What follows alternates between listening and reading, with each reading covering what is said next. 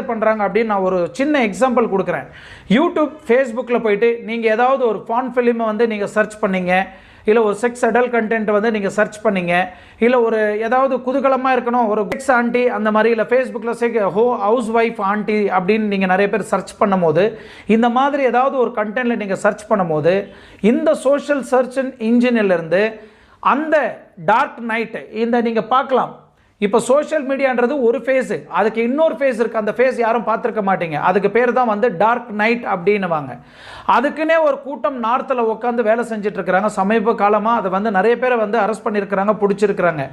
But இந்த மாதிரி ஒரு டார்க் நைட் என்ன பண்ணுவாங்கன்னா, நீங்கள் சர்ச் பண்ண அடுத்த செகண்ட் அதோட ஐபி அட்ரஸ் மூலிமா உங்களோட டேட்டாஸ் வந்து அவங்களுக்கு ஷேர் ஆகும். உங்கள் ஃபேஸ்புக் அக்கௌண்ட்டோ இல்லை உங்களோட மொபைல் நம்பரோ அவங்களுக்கு வந்து ஷேர் ஆகும். இம்மீடியட்டாக அவங்க என்ன பண்ணுவாங்க, ஒரு ஃபேக் ஐடி மூலிமா உங்களை வந்து அவங்க டார்கெட் பண்ணுவாங்க.